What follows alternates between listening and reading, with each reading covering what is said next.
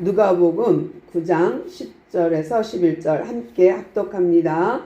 사도들이 돌아와 자기들이 행한 모든 것을 예수께 여쭈니 데리시고 따로 베세다라는 고을로 떠나가셨으니 무리가 울고 따라왔거늘 예수께서 그들을 영접하사 하나님 나라의 일을 이야기하시며 병 고칠 자들을 고치시더라. 아멘.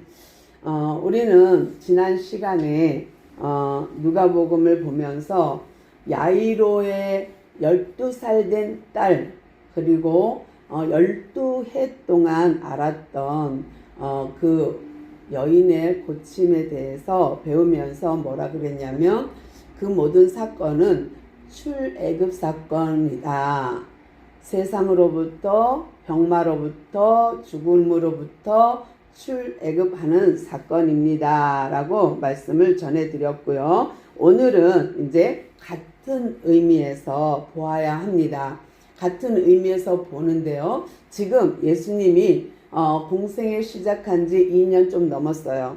그리고 이곳저곳 다니면서 귀신도 내어쫓고 눈먼 자를 보게 하고 병든 자를 고치시고 또 하나님 나라의 복음을 선포하셨습니다. 그런데 이렇게 예수님이 이곳저곳 다니면서 복음을 전포하다 보니까 어떤 일이 발생했냐면 헤롯이라는 사람이 분봉왕이거든요. 로마로부터 한 지역을 분배받아서 왕이 된 자예요. 그러니까 엄밀히 말하면 왕이라기보다는 조금 한 지역을 다스리는 통치자 그런 개념이긴 하지만 어쨌든 그를 분봉왕이라고 부릅니다. 근데 그 이스라엘 작은 땅을 한 사람이 다스리는 것이 아니라 4명이 다스려요. 그 중에 오늘 보는 이 예수님을 두려운 눈으로 보고 또 걱정하는 눈으로 보면서 블랙리스트에 올리는 사람은 헤롯 안티파스라는 사람이에요.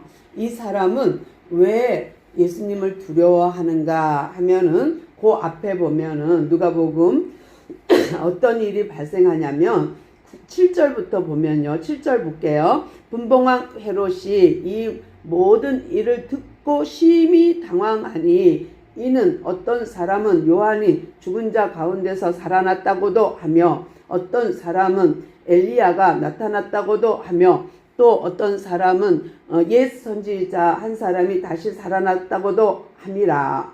그러니 놀라는 거예요. 왜냐하면 세례 요한을 죽인 장본인이거든요. 그러니까 헤롯 안티파스는 자기가 이복 동생의 아내를 빼앗아서 자기 아내를 만들었어요. 그러니까 헤롯 안티파스는 헤롯 빌립의 아내를 빼앗아 자기 아내로 삼았는데 이 사건을 세례 요한이 책망했어요. 너 그러면 안 돼. 너 그러면 죄진 거야. 너 잘못한 거야. 하고 세례 요한이 감히 분봉왕을 혼내켰어요. 그러면서 막 퍼붓거든요. 그런데 그런 수치를 당하고 나니까 헤로디아가 뿔이 났어요. 어떻게 하면 저 세례 요한을 죽일까? 어떻게 하면 제거를 할까? 고민하던 차에 헤롯 안티파스의 생일날 그 헤로디아의 딸이 춤을 췄는데 너무 멋있는 거예요. 그래서 헤롯 안티파스가 약속을 해요. 모든 요구하면 들어주겠다. 정말 나라에 뚝 잘라서 나라도 한 조각 죽을 수 있다. 그럴 정도로 마음에 들었어요.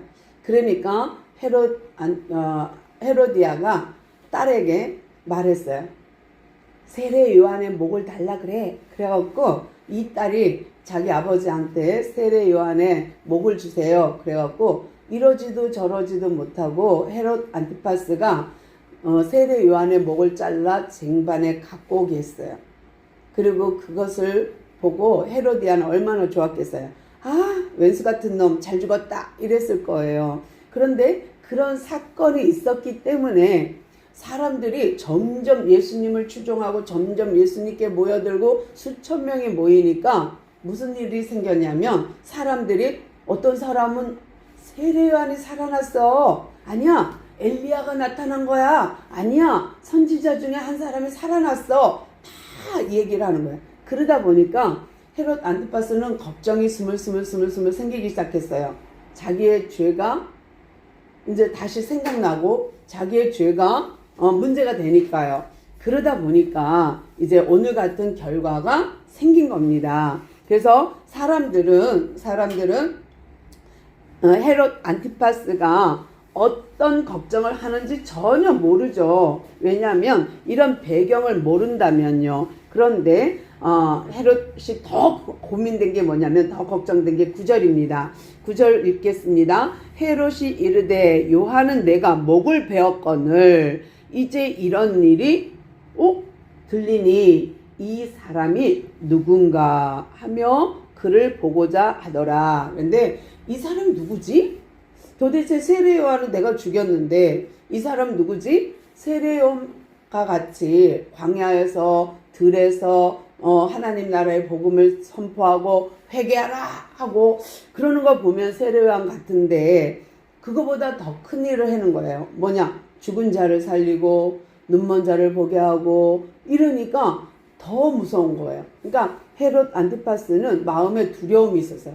두근두근 걱정 하면서 무슨 생각을 했냐면, 저가 누구지? 하고 블랙리스트에 올려서 예의주시하고 기다리고 보는 거예요. 어떤 놈인가 하고 보는 거죠. 그런데요, 이런 와중에 우리 지난 시간에 제자들에게 권능을 줘서 두루두루 다니면서 복음을 전파하게 하면서 뭐라 그랬어요? 너희들은 돈도 지팡이도 배낭도 갖지 말고 어딜 가든지 한 집에 머무르며 복음을 전파해라 그랬죠. 그러니까 이런 전파하고 제자들이 돌아와서 보고를 합니다. 예수님 우리들이요 가서요 예수님이 시킨 대로 예수 이름으로 이렇게 전파했더니 세상에 그곳에서요 별별 일이 다 생겼어요 하고 보고를 했어요. 병도 낫고요, 사람들이 회개하고요, 하나님을 믿겠다 하고요. 그러면서 막 보고를 하니까 안 되겠다. 예수님이 감지했어요. 헤롯 안티파스한테 잘못하면 세례 요한처럼 제자들이 다 목베임을 당할 것 같아서 얼른 데리고 벳세다라고 합니다. 벳세다는 어디냐? 헤롯 빌립의 지역이에요. 그러니까 그 이복 동생의 지역이에요. 그가 통치하는 곳이에요. 그러니까 헤롯 안티파스는 헤롯 빌립이 통치하는 벳세다에 가서 마음대로 군사를 움직일 수 없어요. 그러면 전쟁이 일어나니까 그럴 수 없어요. 그러니까 예수님이 얼른 제자들을 데리고 벳세다로 갑니다. 그래서 얼른 제자들 이동시켜요. 근데 이렇게 얼른 도망가는데도, 얼른 피하여 가는데도 사람들은 또 벌떼같이 모이는 거예요. 그래서 벳세다 들녘에 앉혀서 쫙 말씀을 전파하는데 남자만 5,000명이에요. 남자만. 오늘 제목이 오병이어의 의미거든요. 그런데 남자만 쫙 셌는데도 5,000명이야. 그러면 아이들, 여자 합치면 좋기 10,000명은 넘어요. 그 당시에 10,000명을 소집한다? 지금도 10,000명 하면 어마어마한 숫자잖아요. 그런데 그 옛날에 10,000명을 들판에 모아놓는다? 그것도 뭐 핸드폰이 있는 것도 아니고 인터넷이 있는 것도 아닌데 5,000명 남자만 모였다. 이거는 장난 아닌 거죠. 근데 이렇게 5,000명이 모여서 하루 종일 밥도 안 먹고 하나님의 말씀을 듣는 거예요. 예수님의 그 귀한 말씀을 듣는데 눈을 뗄 수가 없는 거예요. 그 말씀이 너무 좋아서. 그러다 보니까 어느새 저녁이 되었어요. 근데 저녁이 되다 보니까 예수님 마음이 아프기 시작했어요. 아유, 쟤네들은 배고플 텐데 어떡하지? 긍휼한 마음이 들었어요. 너무 불쌍했어요. 이것이 하나님의 심정이에요. 하나님의 마음 중에 사랑도 있지만 측은히 여기는, 불쌍히 여기는, 긍휼을 여기는, 긍휼히 여기는 부분이 있거든요. 그 긍휼하심이 없으면 우리는 살아남질 못해요. 그러니까 예수님이, 하나님이 우리를 긍휼히 여겨주지 않으면 우리는 정말 이 땅에서 아마 1시간도 못 살 거예요. 하나님의 진노에 금방 우리는 싹 쓰러져 버릴 거예요. 그런데 하나님의 긍휼 때문에 우리가 그래도 이나마 숨쉬고 사는 줄로 믿습니다. 아멘. 자, 그런데 이렇게 5,000명이 베세다에 모였어요.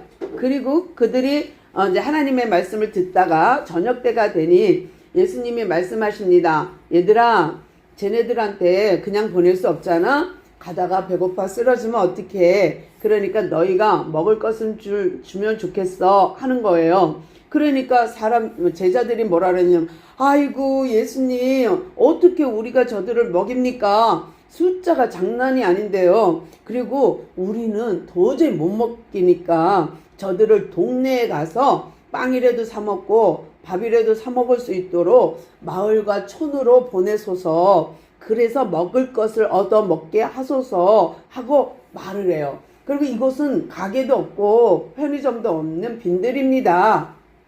그러니까 예수님이 아니 너희가 주라는 거예요. 13절 볼게요. 예수님께서 이르시되 너희가 먹을 것을 주라 하시니, 아이고 이 소리를 들으니 너희들이 줘. 그러니까 제자들이 아이고 예수님, 우리가 뭔가 갖고 있는 게 있다고요.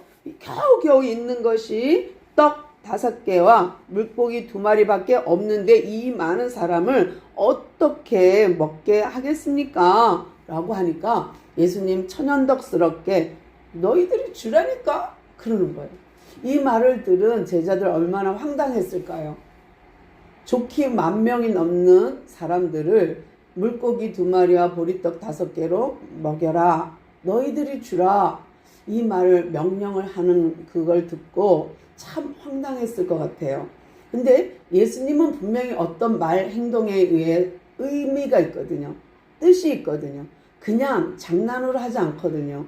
그러니까 예수님 지금 뜻을 갖고 의미를 갖고 지금 제자들한테 얘기를 한 거예요. 그 사건이 뭐냐면 오병이어 사건이에요. 그러니까 물고기하고 보리떡을 나눠주려는 거예요. 그런데 생각을 해보세요. 이거 뭐 한 사람 한 끼 식사도 안 되는데 이걸 가지고 5,000명을 먹이라고? 이거 어떡하지? 제자들은 아마 너무 긴장했을 거예요. 근데 예수님께서 말씀하시기를 50명씩 앉히래요. 50명씩.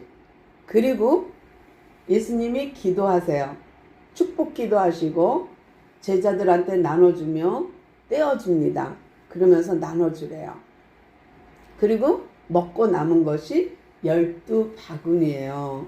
근데 이 사건이 왜 출애굽 사건과 연결될까요? 예배 시작할 때 말씀드렸죠. 예수님이 전도한 그 사건, 병 고치는 혈루증 여인을 고친 것이나 12살 된 야이로의 딸을 고친 것도 제자들 전도를 내보는 것도 다 출애굽 사건이라고. 근데 이것이 어떻게 출애굽하고 연결되는지 볼게요.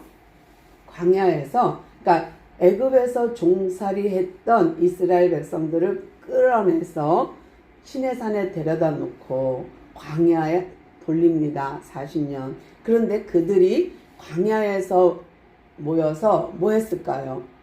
아침에 눈 뜨면 만나를 먹었죠. 메추라기 먹었죠. 그런데 이 만나를 보고 그들이 뭐라 그러냐면, 애굽에 있었으면 좋았을 텐데, 거기 있으면 고기도 먹고 부추도 먹고 마늘도 먹었는데 이 하찮은 음식을 매일 먹어야 되다니 하고 불평했거든요. 그런데 보리떡이 그런 거예요. 하찮은 음식이에요.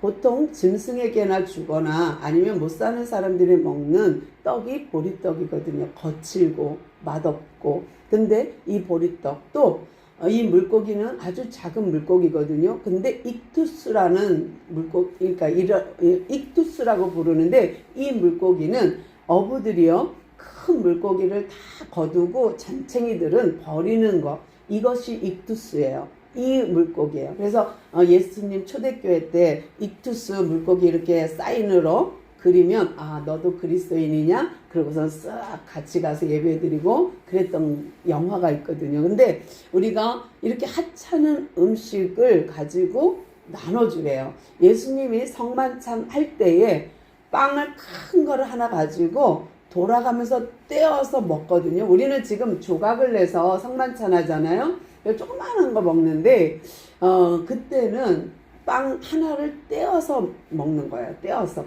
한 덩어리를 돌아가면서. 근데 예수님의 몸을 상징하기도 해요. 그러니까 예수님은 생명의 떡이고 예수님 몸을 나눠준 거예요. 그래서 내 몸이라 받아 먹으라 이렇게 되거든요. 그래서 성만찬의 의미 중에 빵을 떼어 먹는 것은 그런 의미가 있거든요. 여기서도 마찬가지로 빵을 떼어줍니다. 떼어주면 또 그대로 있고 하나를 떼어주면 그대로 있는 거예요. 이 경험을 누가 하냐면 제자들이 하는 거예요. 예수님이 그거를 하라고 하니까, 기도하고 하라고 하니까 신기한 일을 체험하는 거예요. 신비를 체험하는 거예요.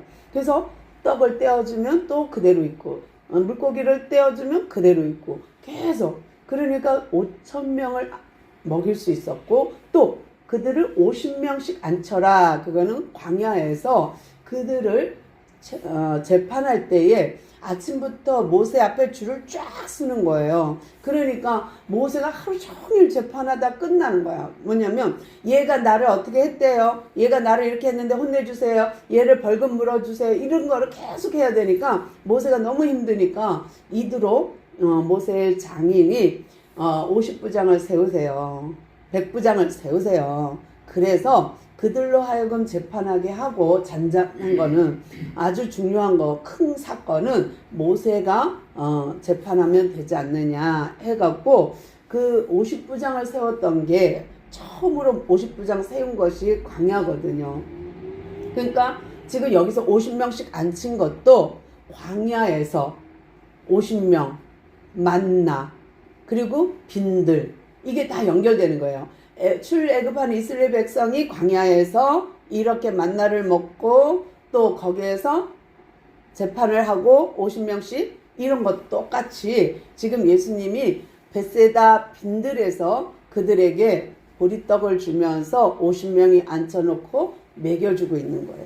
이게 분위기가, 그 분위기, 이미지가 같은 이미지예요. 그래서 출애굽한 이스라엘 백성들에게 먹인 것처럼 그들이 광야에서 어떤 생활을 했냐면 하나님 중심, 성막 중심의 생활을 했거든요. 똑같아요. 빈들에서도 예수님 중심의 하루 종일 하나님 나라의 말씀을 들은 거, 그 빈들, 벳사다 빈들, 이것을 연상하면 두 개가 같은 사건이에요. 그래서 출애굽한 그들에게 하나님이 허락하신, 하나님이 일하심을 보게 해주는 거예요. 뭐냐? 제자들이 떡을 떼주면서 하나님이 이렇게 일하는구나.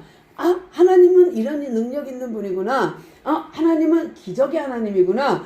떼어줄 때마다 새로 그대로인 떡과 그대로인 물고기를 보며 그들이 하나님의 능력을, 하나님의 그 전능하심을 본 거거든요. 경험한 거거든요. 여러분한테 빵을 나눠주고 똑같이 예수님께서 한다면, 여러분은 그 체험을 한다면, 빵을 떼어줘도 그냥 있는 것을 발견한다면 여러분은 그 하나님을 믿지 않겠습니까? 그 하나님을 어떤 하나님으로 받아들이겠습니까? 그저 내 기도에 응답하는 뚝딱 도깨비 방망이로 사용하시겠습니까? 그런 하나님 아니라는 거 아시죠? 너무너무 전능하신 하나님을 그들이 경험한 거예요, 제자들이. 그러니 그 제자들이 예수님을 그 옛날에 생각했던 정치적인 메시아 아니고 이제 영적인 선지자로 받아들이는 거예요. 이 경험을 시키기 위해서 예수님이 너희들이 먹을 것을 주라 한 거예요. 그런데 조금 전에 읽었듯이 헤롯 안티파스가 뭐라 그랬어요? 그가 누군가 했던 거 기억하시죠? 그가 누군가, 누구길래 그런 일을 할까? 그 많은 사람들이 따를까? 이거와 똑같이 갈릴리 바다 배에서 바람이 불고 풍랑이 일며 배가 잠길 때가 될 때까지 예수님이 주무셨어요. 제자들이 깨웠어요. 우리가 죽게 되었습니다. 일어나세요. 그러니까 뿌시시 일어나갖고 예수님이 바람아 조용히 해라, 물아 물결아 조용히 해라. 그러니까 물과 바람이 잔잔해졌어요. 그럴 때 예수님의 제자들이 뭐라 그랬어요? 저가 누구시기에 그랬거든요. 똑같아요. 여기서도 이제 가르치고 또 이적을 행하는 모든 거의 포커스가 뭐냐면 예수님이 누구신가입니다. 우리 찬양했지요? 예수님이 누구신가? 우는 자의 위로와. 이렇게. 그러니까 우리가 정말로 예수님이 누군가, 하나님이 어떤 분인가 안다면 신앙생활이 달라지겠죠. 지금같이 신앙생활 할 수는 전혀 없을 것입니다. 그러므로 예수님이 제자들에게 원하고 바라는 것이 뭐냐면 가르치고 2년 반 정도 같이 동행하고 병 고치고 복음을 전파하는 모습을 직접 보여주면서 그들에게 직접 해봐 한 이유는 예수님이 누군가를 알기 원한 거예요. 그래서 구약은요, 하나님이 누구신가를 알려주길 원했다면 신약은 예수님이 누군가를 알려주는 사건들이 많습니다. 뿐만 아니라 이것을 통하여서 예수님께서는 무엇을 말하냐면 내가 그리스도란다, 내가 메시아야, 이 절정판이 요 다음에 나오는 가이사랴 빌립보 지역에서 주는 그리스도시여 살아계신 하나님 아들이십니다 하는 베드로의 고백이 절정을 이루는 거예요. 그게 정답이거든요. 근데 여기서 지금 그 말이 나올 수는 없어요. 이제 조금 더 지나서 얘들아, 사람들이 날 누구라 그러니? 그러니까 엘리야라 그래요. 좀 전에 나왔죠. 선지자 중에 하나라 좀 전에 나왔죠. 그랬는데 똑같은 패턴이에요. 세례요한이 죽었다 살아났나? 엘리야가 나타났나? 선지자 중에 하나인가? 이렇게 똑같이 가이사랴 빌립보 지방에서도 똑같이 고백합니다. 그런데 거기서 베드로가 예수님은 그리스도시요 살아계신 하나님의 아들이십니다. 그러니까 예수님 너무 기분이죠. 바요나 시몬아 내가 복이 있도다. 이를 알게 한 이는 하나님이다. 우리가 하나님의 긍휼, 하나님의 은혜가 아니면 예수님이 누군지 몰라요. 그러니까 은혜는 전적인 하나님 주권이에요. 그러니까 하나님이 은혜를 주고 하나님이 은사를 주고 하나님이 우리를 은혜로 긍휼로 덮어주지 않으면 우리는 아무것도 할 수 있는 게 없는 아주 미약한 인간이에요. 또 한계가 아주 작은 한계를 갖고 있는 인간이에요. 무한하지 않습니다. 인간은 무한할 수가 없습니다. 무한하신 하나님께 부침받아야 우리가 할 수 없는 일도 하는 거고 우리가 그렇게 하나님의 능력에 힘입어 살 수 있는 것이 이 땅의 삶입니다. 오늘도 정말로 이들이 그 떡과 물고기를 나눠주면서 그 모든 바구니에 담았더니 이 바구니는요 소풍 피크닉 가방이에요. 그 바구니에 담았더니 12바구니가 되었대요. 재밌지 않나요? 그냥 나눠준 거 너네들 다 집에 가져가서 주머니에 넣어갖고 가방에 넣어갖고 집에 가서 먹어 이래도 되는데 굳이 예수님은 얘들아 먹은 거 다 주워, 다 남은 거 조각들 주워와. 그래갖고 제자들이 또 먹다 남은 거 다 주워와요. 그래서 모아봤더니 12바구니야. 자, 다시 한번 생각해 보세요. 12회 혈루증 여인, 12살 된 야이로의 딸 살리셨어요. 이제 전도하면서 다시 오병이어 사건을 통해서 12바구니를 모았어요. 이제 12라는 숫자만 설명해드리고 예배를 마칠게요. 12는 야곱의 아들들의 수예요. 다른 말로 야곱의 아들 12를 통하여서 이스라엘 백성 12지파를 말하는 거예요. 이스라엘 12지파. 그럼 구약의 모든 이스라엘 백성이 됩니다. 신약의 12제자는 영적인 이스라엘 12제자의 숫자입니다. 그래서 구약 12지파와 신약의 12제자를 신구약을 합치면 우리는 지금 12이라는 숫자에 들어가 있는 12 영적 이스라엘 예수님의 12제자 작은 제자로 우리가 이 땅에 살고 있는 거예요. 지금 이 땅에 살지만 출애굽 상태이고 언젠가는 우리는 그 나라에 들어갈 거예요. 그 나라에 가기 전까지 우리는 지금 광야 생활을 하는 거예요. 그래서 오늘 우리가 정말 오병이어를 통해서 우리 예수님이 제자들에게 원하는 게 무엇인지 이제 배웠어요. 정말로 우리가 예수님이 누구신지 확실히 알고 그 주님께 의지하고 살아가는 우리 모두 되기를 소망합니다. 기도하겠습니다. 하나님 감사합니다.